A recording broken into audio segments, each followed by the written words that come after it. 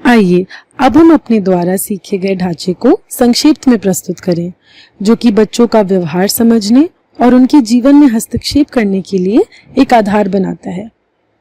ये बहुत ही दिलचस्प है क्योंकि बच्चों से जुड़ी अधिकांश जानकारी, जैसे उनके जीवन से जुड़ा इतिहास, उनकी स्थिति, बच्चों का व्यवहार, उनकी भावनाएं, ये सब एक ढांचे में फिट हो सकता है। इस ढांचे से हमने जो आज सीखा वो ये था कि संदर्भ से अनुभव उत्पन्न होता है, अनुभव से अंतर्ध्वनि उत्पन्न होती है, अंतर्ध्वनि से भावना उत्पन्न होती है और भावनाओं से व्यवहार उत्पन्न होता है। पर जैसा आपने देखा, ये ढांचा इसलिए भी बहुत दिलचस्प है क्योंकि ये आगे से पीछे और पीछे से आगे दोनों ही तरीके से समझा जा सकता है। तो पहला भाग जो हमने आज के बारे में सीखा वो संदर्भ है। संदर्भ बच्चे के स्थान, रहने की व्यवस्था, परिवार की स्थिति को संदर्भित करता है। उदाहरण के लिए बच्चा या उसके परिवार द्वारा मादक द्रव्यों का सेवन, बाल श्रम, बच्चों की सामाजिक आर्थिक पृष्ठभूमि, बच्चों के प्रति दुर्व्यवहार, स्कूल से बच्चे का हट जाना, माता पिता के बीच वैवाहिक परेशानियां, एकल माता पिता, परिवार में कोई गंभीर बीमारी आदि हो सकता है। इस ढांचे का अगला भाग बच्चे का अनुभव होता है। बच्चा एक स्थान, रहने की व्यवस्था, परिवार में घटनाओं आदि से क्या अनुभव कर रहा है, वही उसका अनुभव होता है। उदाहरण के लिए यदि बच्चे ने परिवार में हिंसा का सामना किया है तो उसका अनुभव दुर्व्यवहार का होगा। यहाँ ये ध्यान रखना महत्वपूर्ण है कि यदि संदर्भ एक हो तो भी बच्चे के अनुभव अलग अलग हो सकते हैं। अधिक स्पष्ट रूप से समझने के लिए एक उदाहरण लेते हैं। मानिए एक बच्चा बाल देखरेख संस्था में रह रहा है। इस रहने की व्यवस्था में उसका अनुभव देखभाल का हो सकता है, शारीरिक शोषण का हो सकता है, या दंड का हो सकता है, या अस्वीकृति का हो सकता है। संस्था में रह रहे ऐसे कई बच्चों के अनुभव एक ही संदर्भ में अलग अलग हो सकते हैं। इसीलिए ये ध्यान देना बहुत जरूरी है कि हम ये ना माने कि संस्था में हर बच्चे का अनुभव समान होगा। इसे समझने के लिए एक और उदाहरण लेते हैं। परिवार द्वारा बच्चे के साथ किए गए भेदभाव के संदर्भ में बच्चे का अनुभव शारीरिक उपेक्षा, भावनात्मक उपेक्षा या दंड या दोनों हो सकते हैं। इसके अतिरिक्त भी बच्चे के कई अनुभव हो सकते हैं। आइए अब हम इस ढांचे के सबसे महत्वपूर्ण भाग पर आते हैं। इसे बच्चे की अंतर्ध्वनि कहा जाता है, जिसका अर्थ है बच्चे ने कैसे एक अनुभव को आंतरिक रूप दिया है। अंतर्ध्वनि मूल रूप से इंगित करती है कि बच्चे ने किसी घटना को कैसे समझा है और उसे कैसे संसाधित किया है। अक्सर हम बच्चों के व्यवहार का प्रबंधन करने में लग जाते हैं, ये सोचे बिना कि बच्चे ने अपने अनुभवों से क्या महसूस किया है। बच्चे अपने विचारों को मौखिक रूप से या अपने हाव भाव से व्यक्त कर सकते हैं। जो विचार मौखिक चरण में नहीं आए होते हैं उन्हें हम अंतर्ध्वनि कहते हैं।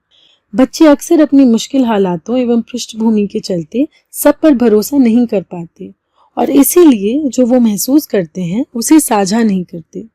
यही कारण है कि बच्चे की अंतर्ध्वनि को समझना पदाधिकारियों के लिए बहुत जरूरी हो जाता है। उदाहरण के लिए मान लीजिए 3 बच्चों के साथ यौन शोषण हुआ है। इन तीनों बच्चों की अंतर्ध्वनि अलग हो सकती है। पहले बच्चे की अंतर्ध्वनि कहती है मैं शक्तिहीन हूँ, बेबस हूँ, कुछ नहीं कर सकती। दूसरा बच्चे की अंतर्ध्वनि कहती है ये मेरी गलती है जो मेरे साथ ये सब हुआ। तीसरे बच्चे की अंतर्ध्वनि कहती है उसने मेरे साथ ऐसे करने की हिम्मत कैसे की। इस उदाहरण को ध्यान से देखें। बच्चे का अनुभव यौन शोषण है, एक ही अनुभव है, लेकिन बच्चों की अंतर्ध्वनि अलग अलग हो सकती है। अब हम भावनाओं की ओर बढ़ते हैं। भावनाएं एक बच्चे के भाव या मनोवैज्ञानिक अवस्थाओं को संदर्भित करते हैं, जो आमतौर पर बच्चों के संदर्भ और अनुभवों से प्राप्त होती हैं। आइए हम कुछ भावनाओं को सूचीबद्ध करते हैं जो कि बच्चों की अंतर्ध्वनि का परिणाम होती है। बच्चा क्रोधित हो सकता है, उदास हो सकता है, खुश, निराश, ईर्ष्या आदि को महसूस कर सकता है। चलिए हम उस उदाहरण पर वापस जाते हैं जहां बच्चों के साथ यौन शोषण के संबंध में हमने उनकी अंतर्ध्वनि को समझा था। अब देखते हैं कि इन बच्चों की भावना क्या है। जहां पहली बच्ची बेबसी असहायता महसूस कर रही है, वहीं दूसरा बच्चा शर्म महसूस करता है और तीसरी बच्ची गुस्सा महसूस कर रही है। इस ढांचे का आखिरी भाग व्यवहार है। व्यवहार भावनाओं पर प्रतिक्रिया या संदर्भ, अनुभव, अंतर्ध्वनि और भावनाओं का अंतिम परिणाम होता है।